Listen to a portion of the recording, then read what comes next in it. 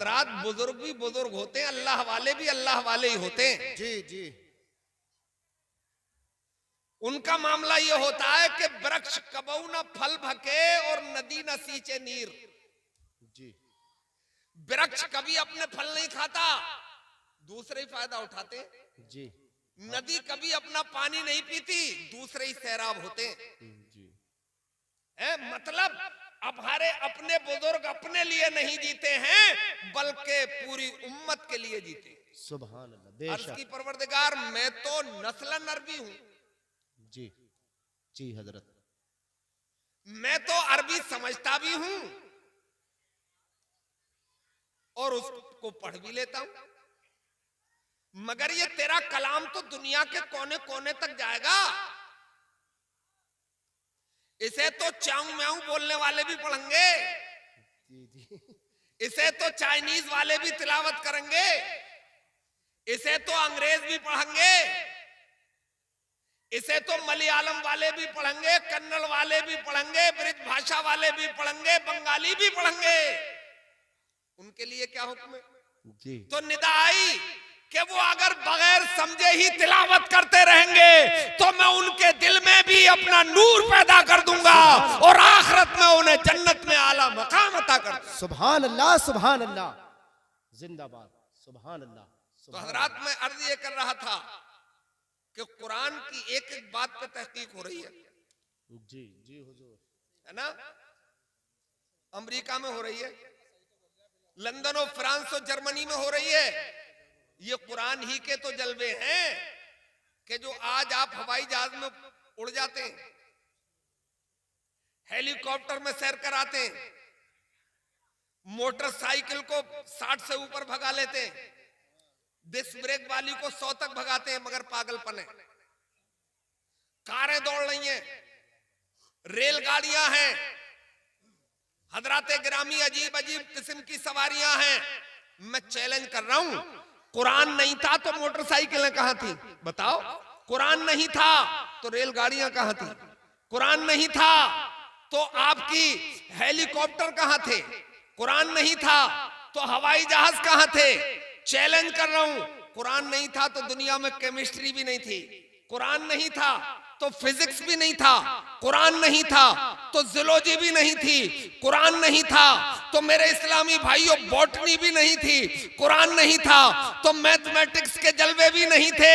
मेरे दीनी भाइयों, कुरान आया तो दुनिया वालों को केमिस्ट्री भी मिली है, फिजिक्स भी मिला है, जूलॉजी भी मिली है, बॉटनी भी मिली है, रेलगाड़ियां भी मिली है, कारें भी मिली है, हवाई जहाज भी मिले हैं, पानी के अंदर चलने वाली पनडुब्बियां भी मिली हैं, पानी पे फर्राटे भरने वाले स्टीमर भी मिले हैं। मगर आप कहोगे मौलाना इतनी बड़ी बात मत बोलो, जब कुरान 1400 बरस पहले आ गया था तो इस रेलगाड़ी को सिर्फ 200 साल हुए हैं, हवाई जहाज की तारीख तो सिर्फ 100 ही साल पुरानी है, मोटरसाइकिल को भी 100 ही साल हुए होंगे, तो फिर 1300 साल, फिर 1200 साल तक लोग ऊंटों पे क्यों चलते रहे? रेलगाड़ियां क्यों नहीं बना ली गई?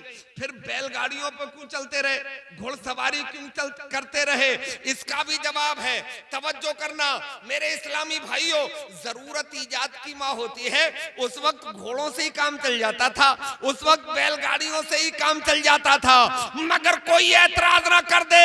मुस्तफा जाने रहमत के दीवानों ने, इन्हीं कुरान पढ़ने वालों ने आज से 1400 बरस पहले ही समंदरों की लहरों पे घोड़े दौड़ा के ये बता दिया था कि जो कुरान पढ़ने वाला कर सकता है वो टेक्नोलॉजी वाला नहीं कर सकता। वाह वाह, जिंदाबाद, जिंदाबाद।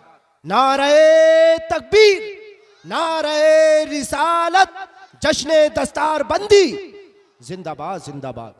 बोलो किया या नहीं किया? तारीख में लिखा घोड़े दौड़े समंदरों पर।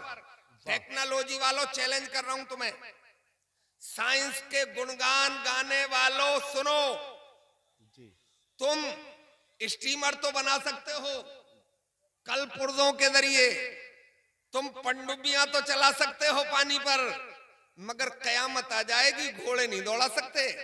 बोलो, ये तो कुरान पढ़ने वाले ही कर सकते हैं, ये तो कुरान समझने वाले ही कर सकते हैं, ये तो मुस्तफा जाने रहमत के सच्चे दीवाने ही कर सकते हैं। मेरे दीनी भाइयों, तभी तो डॉक्टर इकबाल ने ये अशार कहे थे कि दश्त तो दश्त है, दरिया भी ना छोड़े हमने, दश्त तो दश्त है, दरिया भी ना छोड़े हमने, बहरे जुल्मात में दौड़ा दिए घोड़े हमने, दी अज़ाने कभी यूरोप के कलीसाओं में और कभी अफ्रीका के तपते हुए सहराओं में, शान जश्ती न थी नजरों में जहांदारों की, कलमा पढ़ते थे हम इच्छाओं में तलवारों की, और टल ना सकते थे अगर जंग में अड़ जाते थे, पांव शेरों के भी मैदान से उखड़ जाते थे। ये कुरान पढ़ने वालों के जलवे थे। अच्छा एक बात बताओ, आज जो रट लगी है कि मदरसों से बाहर आ जाओ निकल के, हमसे ही एक साहब कह रहे थे कि मौलाना मदरसे से बाहर आओ, मैंने कहा करोगे क्या? बोले बाहर तो निकलो, तुम्हारा हाल तो ये है कि मुल्ला की दौड़ मस्जिद तक और थोड़े दौड़े तो मदरसे तक, इनमें हो ही क्या रहा है? तो मैंने कहा इरादा आपका क्या है? बोले चांद की दुनिया पे चलेंगे, अंतरिक्ष की दुनिया में थेगली लगाएंगे। मैंने कहा भाई मुझे चांद की औकात मालूम है, मैं चांद पे जाने का इरादा नहीं रखता हूँ, मुझे तो जब भी मौका मिलेगा मैं तो मदीने जाऊंगा, कदम नाज़े मुस्तफा तक जाऊंगा, मैं चांद पे जाके क्या करूंगा? इस चांद की औकात क्या है? ये चांद हमारे सामने बेचता क्या है? इसकी औकात तो हमने मेराज वाले दिन बता दी थी। अगर इजाजत हो तो एक शेर पढ़ दें, अगर मंजरी साहब न बैठे हो तो शेर पढ़ूं जी। तुम गए क्यों नहीं? ये मरकजी साहब हैं साहब, अब यो पढ़ रहे थे, हम भी फटी हुई आवाज में एक शेर सुनाएंगे आपको, अगर आपने सुभान अल्लाह बोल दिया तो सुनो। जी जी अता हो। अरे चांद पे जाने वालों मुबारक तुम्हें, वाह वाह, चांद पे जाने वालों मुबारक, चांद पे जाने वालों मुबारक तुम्हें, चांद की सरजमी पर पहुंचना मगर। वाह, अरे ये वही चांद है जिसने मेराज में बढ़ के चूमे हबीबे खुदा के कदम। जिंदाबाद जिंदाबाद, अल्लाह अकबर अल्लाह अकबर, या रसूल अल्लाह या रसूल अल्लाह या अली, जिंदाबाद जिंदाबाद जिंदाबाद। तो चांद पे हम क्यों जाएंगे? हम तो कदमे नाज़े मुस्तफा तक जाएंगे, इसलिए कि हमारी महराज तो कदमे नाज़े मुस्तफा है, अंतरिक्ष की दुनिया नहीं है। मेरे दीनी भाइयों आओ एक बात मैं और बताऊंगा आपको।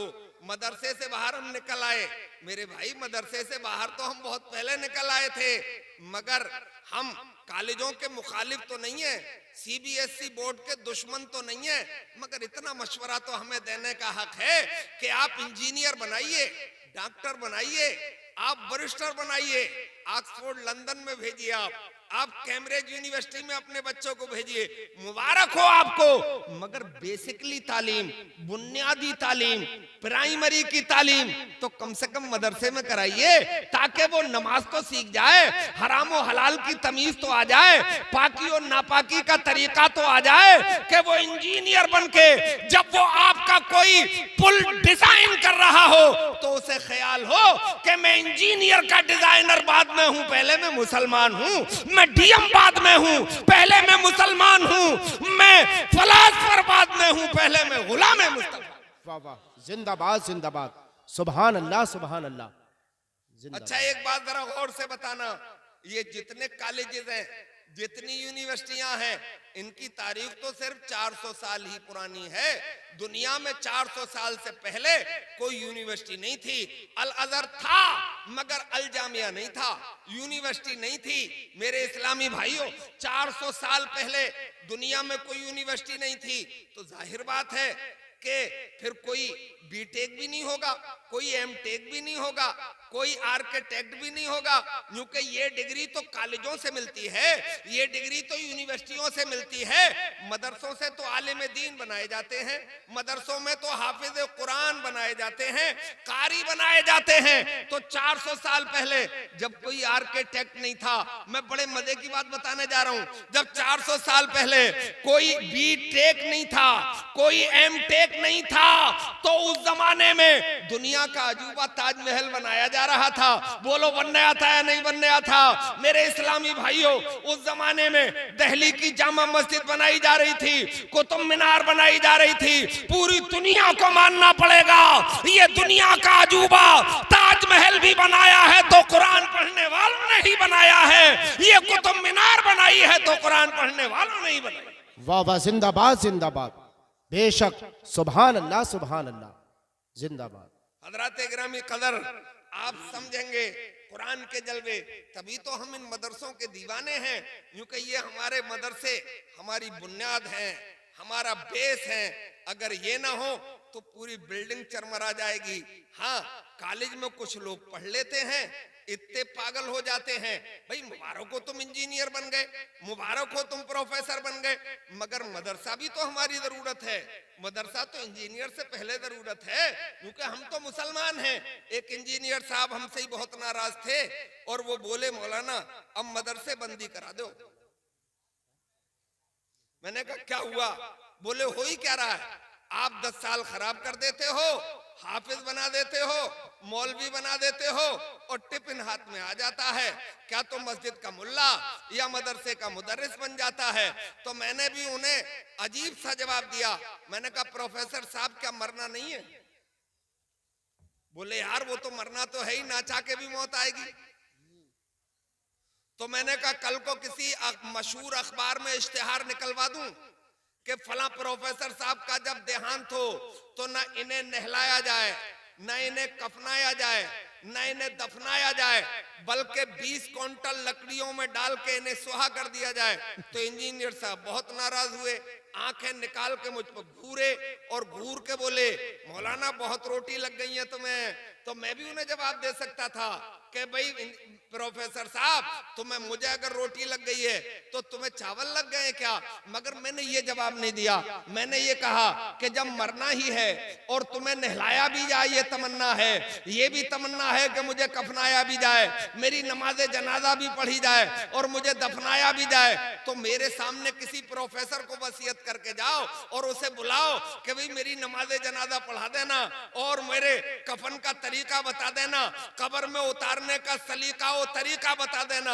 मैंने की नमाज जनाजा उससे मुझे सुनवाओ। तो बोले यार मुझे ही याद नहीं है तो उसे क्या याद होगी। मैंने पहली गेंद पे मिडल स्टंप उड़ गया, बोल्ड हो गए। मैंने कहा प्रोफेसर साहब ये मत कहो कि मदरसे बंद करो, बल्कि ये कहो कि इन मदरसों की तालीम को और आला करो, यहीं हाफिज कुरान भी बना दो, जरूरत पड़े तो यहाँ इंजीनियर भी बना दो, मेरे भाई यहाँ आलिम दीन भी बना दो और यहाँ आर्किटेक्ट भी बना दो, मेरे भाई यहीं डॉक्टर भी बना दो। ये इस्लाम का तरीका है, क्योंकि मदरसा तो पैदा होने से लेके मरने तक की जरूरत है। बोलो जरूरत है या नहीं है? बच्चा घर में पैदा होता है तो अजान पढ़ने के लिए भी कोई मदरसे का प्रोडक्ट ही आता है, जवान हो जाता है तो निकाह पढ़ाने के लिए भी कोई प्रोफेसर, कोई डॉक्टर, कोई इंजीनियर नहीं बुलाया जाता है, मस्जिद का इमाम, मदरसे का पढ़ा हुआ ही बुलाया जाता है। और जब मौत आ जाती है तो नमाज जनाजा पढ़ाने के लिए भी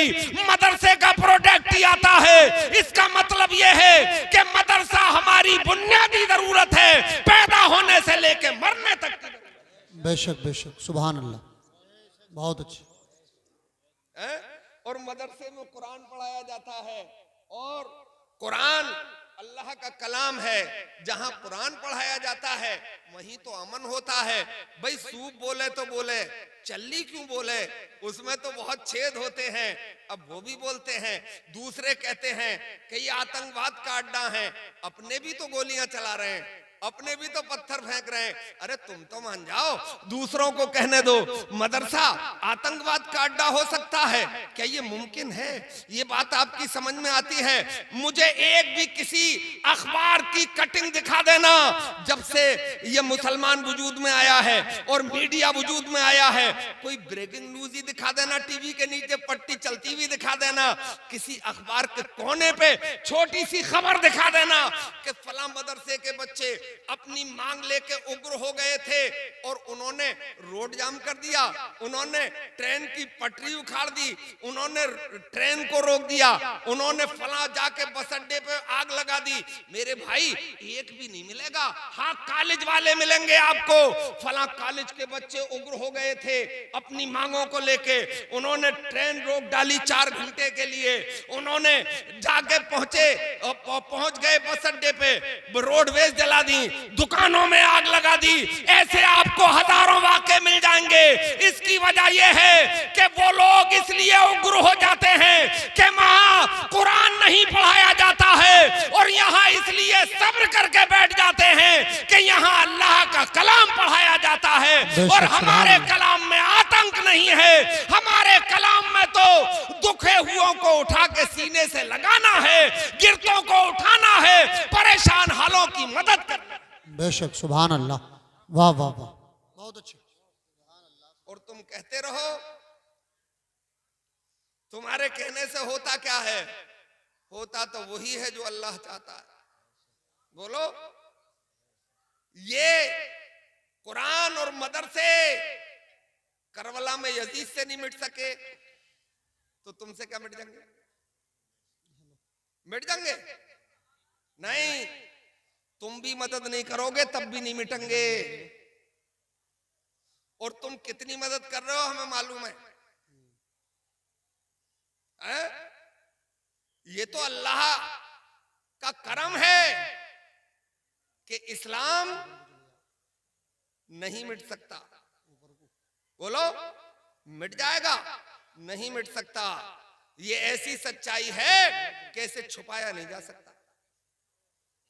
आपको मालूम है, सर्च कर लेना अपने मोबाइल पे, गूगल पे सर्च मार देना, इराक पे 32 मुल्कों ने हमला किया, इराक तो तबाह हुआ, सद्दाम को तो फांसी लगी, मगर 15,000 उन्हीं हमला करने वाले ईसाइयों ने कलमा पढ़ा। मिटाओ, कहां तक मिटाओगे? अरे निकाली सैकड़ों नहरे के पानी कुछ तो कम होगा, निकाली सैकड़ों नहरे के पानी कुछ तो कम होगा, मगर फिर भी मेरे दरिया की तुग़यानी नहीं जाती, और घिरे हैं इस तरह 32 दांतों में ज़बां जैसे, मगर मुस्लिम की फिर भी हुए ईमान ही नहीं जाती। बेशक बेशक, सुभान अल्लाह। और हज़रात, हालात तो कभी अच्छे नहीं थे, हालात तो जाहिरन अपने कभी भी अच्छे नहीं थे। मक्के के हालात अच्छे थे, कोड़े बरसाए जा रहे थे, आग के अंगारों पर लिटाया जा रहा था, नेज़े भालों से गोदा जा रहा था, तलवार से काटा जा रहा था। हालात तो उस वक्त भी अच्छे नहीं थे, मगर क्या उन्होंने अपना रुख मोड़ दिया था? क्या दामन मुस्तफा छोड़ दिया था? क्या इस्लाम से हट गए थे? मैंने तो कसम खुदा की तारीख में ये पढ़ा है कि वो जालिम कोड़ों की बारिश तेज करते चले जाते थे और मुस्तफा के दीवाने अल्लाह के नारों की आवाज बुलंद करते चले जाते थे। वो नेज़ों से गोदते चले जाते थे और वो मोहम्मद रसूलुल्लाह के जलवे बखेरते चले जाते थे, और हर चैलेंज कबूल करते थे कि हम दामन मुस्तफा नहीं छोड़ेंगे। हजरत गिरामी, दुनिया तो चैलेंज करती रहती है, हमेशा चैलेंज की है दुनिया ने, आज भी कर रही है। तो क्या मैदान छोड़ दें? पीठ दिखा के भाग जाएं? बोलो, मदरसों से मस्जिदों से भाग जाएं, हालात कैसे ही हो, बुलबुल से बहरहाल नशे मन न छुटेगा, बरके तपा के खौफ से गुलशन न छुटेगा, माहौल अगर अपने मुवाफिक भी नहीं है सरकार मगर आपका दामन न छुटेगा। बेशक। अच्छा, ये सबक भी हमें मुस्तफा ने पढ़ाया है कि देखो हालात बदलते रहते हैं, अप डाउन होता रहता है, ज्वार भाटा आता रहता है, हालात कितने ही परागंदा क्यों ना हो जाएं, मगर दीन मत छोड़ देना, है ना। इस्लाम से रूगर्दानी मत करना, एक दिन अल्लाह की मदद आई जाएगी। हजरात, मैं आपसे एक बात पूछ रहा हूं, जरा दिल लगा के मेरी बात सुनो और जवाब दो। कोई ऐसा नबी है आपकी नजर में कि जिसने अखाड़े खुदवा के कुश्तियां लड़वाई हो? 2,24,000 कमोबेश अंबिया और रसूल आए, एक भी नबी ऐसा नहीं। क्यों? इसलिए कि ये नबी का बेस नहीं है, ये नबी की बुनियाद नहीं है, ये नबी का काम नहीं है। नबी तो अल्लाह के बंदों को अल्लाह की बारगाह में झुकाने के लिए आता है ना, राह रास्त पे लाने के लिए आता है। मगर मैं किसी नबी का और तस्करा क्या करूं, अभी वक्त नहीं है, अपने मुस्तफा ही का जिक्र करें। और उनका मुकम्मल तस्करा तो कौन करे, किसमें ताब है, मगर अपना दिल तो बहलाएं। अपना दिल ये कह के हम बहला लेते हैं कि कोई हद है उनके उरूज की, कोई हद है उनके उरूज की। बलगल उला बे कमाले ही, कशफत दुजा बे जमाले ही, हसनत जमी ओ खिसाले ही, सल्लू अलैहि व आले।